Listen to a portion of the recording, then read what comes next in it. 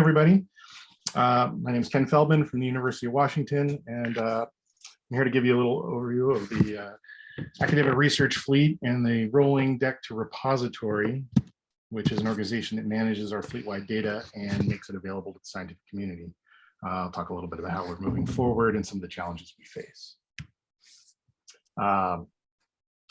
Quick little thanks. These are some of the affiliations that we work with and receive funding from, and there are multiple institutions as well. There are 14 that are part of the academic research fleet, and 58 that are part of UNOLS in total.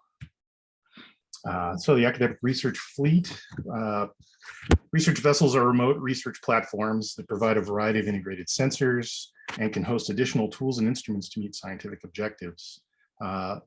Those additional tools can be provided sometimes by the vessel, sometimes by UNOLS pooled resources, and often researchers bring their own as well.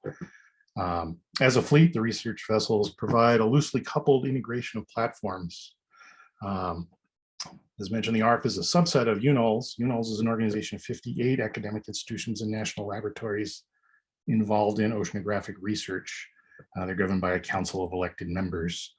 And UNOLS helps match geographic and platform needs to ensure as many awarded projects are scheduled as efficiently and expeditiously as possible. It's a bit of a jigsaw puzzle. Vessels go where the grants take them. So investigators write grants to perform specific research in specific locations. UNOLS schedules which PIs go on which vessels at what time. Some PIs are grouped together. There may be 3 or 4 on a large vessel at the same time. For example, someone may get a grant for 5 days of research at a particular location, and they might get paired with somebody else that has 25 days of funding at a similar location. So together they would all go out on a 30+ day cruise. The vessels collect baseline underway data and whatever additional data the science party needs. Vessels are operated by different institutions. There's 14 institutions that operate the vessels as part of the ARF. Each institution manages data collection and organization a little bit differently. And communications from ship to shore has dramatically improved over the last few years. But as Lee mentioned yesterday, we rely on geostationary satellites most of the time. And we still can't assume that communications will always be available. And even when it is, the pipeline is usually too small to get most of the data off the vessel during the mission. The landscape in which ARF operates. Multiple entities have a say in the CI landscape. As I mentioned, different vessels collect data and organize data in different ways. Some are more manual than others. Each operator has a different file structure and a different cruise nomenclature. Metadata is often the hardest information to get off a ship consistently. Grant funding institutions have stipulations on what data can be released and when. The PI home institutions may have additional limitations, as might the institutions operating the vessel and the entity that owns the vessel. The landscape of entities and institutions makes keeping track of the rules for data release challenging at times.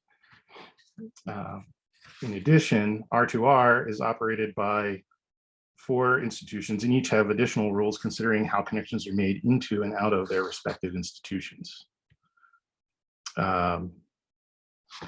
Here's mostly this is for reference, but I'll just run through quickly. Here are our global and ocean class vessels. Currently, there are 5 global class and 6 ocean class, and no 2 are quite the same. The top 3 in this list were all built by ONR as research vessels and are the same class vessel, but you'll notice that each has a slightly different length and a slightly different number of scientists that they can support. We also have regional and coastal vessels, 1 regional, 6 coastals. Again, they're all slightly different, operated by different institutions, and not listed here. There are 3 regional class vessels that are currently under construction. Here's a graphic representation of the governance structure and how all those pieces play together. R2R also handles data from some non-ARF vessels, which are listed there in the yellow circle. Those are governed by slightly different rules. and all provide data in slightly different formats, requiring different tools to ingest their data. Primary communications for our larger vessels is over C-Link. C-Link is a C-band or KU-band service. Many vessels now have dual 2.4 meter dishes. Most of those can operate either on C or KU band. The important thing to note here is that the bandwidth is for all activity for all 50 people on the vessel. For the larger ships, it's about 50. That includes the vessel ops plus all data that's going on and off, all web traffic, all email, everything.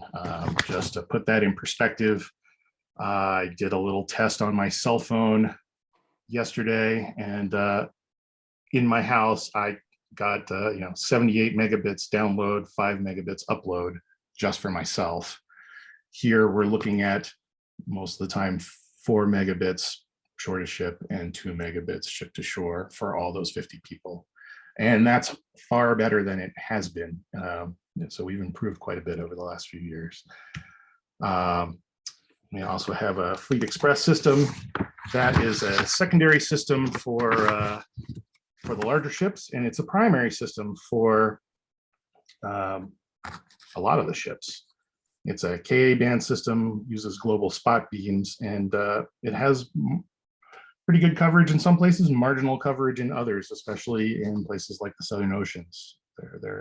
Often coverage is not quite available. We're now looking at a standard of 2 megabits by 2 megabits here, which again is far greater than it used to be, which is great. It can burst as high as 8 megabits by 4 megabits, but can't sustain larger than 3 by 3. Some of the smaller vessels are in cell range much of the time, so they can use cell modems, but it depends on where they're operating. And the bottom line is most of the larger vessels now have 4 megabits by 2 megabits primary, 2 megabits by 2 megabits secondary, and most try to aggregate traffic across those to get a bit more when possible. But bottom line, reliability is much better than it used to be, and the services are improving, but we still can't rely on those being available all the time. Rolling deck to repository, R2R. This is a facility that manages fleet-wide data, submits that data to multiple repositories, making it available to the scientific community. A subset of underway data is sent near real time to SAMOS, which is operated by FSU, and VOS, operated by NOAA. Not all the data are consistent from vessel to vessel. The data are transferred off vessel from a cruise primarily by SneakerNet, and then manually uploaded to R2R.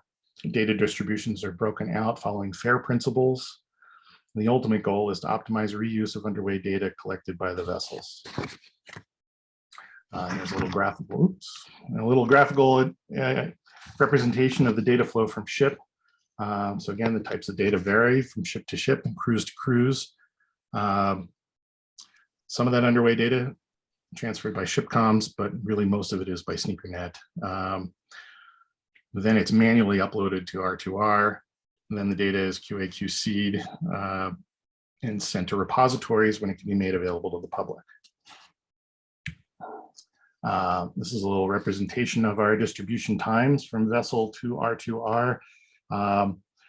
Important thing to look at here is the black line. We're getting better in our time from end of cruise to the time that R2R gets the data, but it's still around 100 days from the end of a mission to the time that R2R can get the data. And the variability in the other different lines is really just underscoring that the process of getting data to R2R varies by from operator to operator and ship to ship. Here's a little representation of the cruises curated by R2R. Pre-COVID, there were roughly 400 cruises a year collecting over 25 terabytes of data annually. Clearly, COVID had a major impact on operations, and hopefully things will be better this year.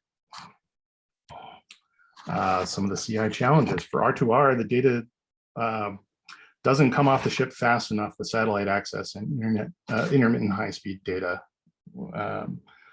So sometimes we can get data when ships pull in if they can get a landline.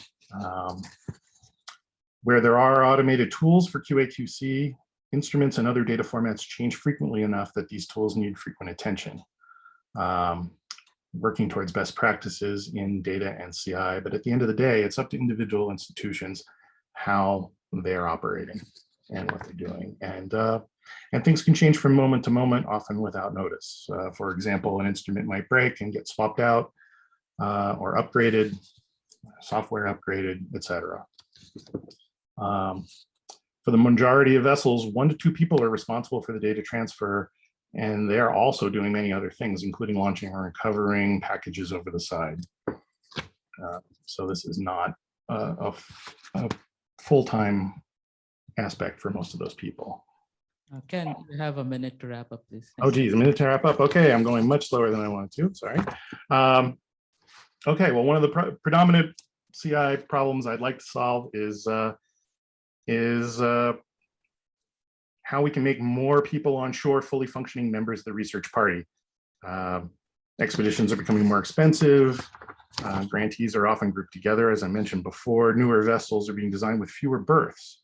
So there's more and more need for more people to be out. And not all people need to be there for the whole time. I was asked one time, for example, to be on a cruise for 6 weeks, where the instrument I was working on would be used maybe once per week.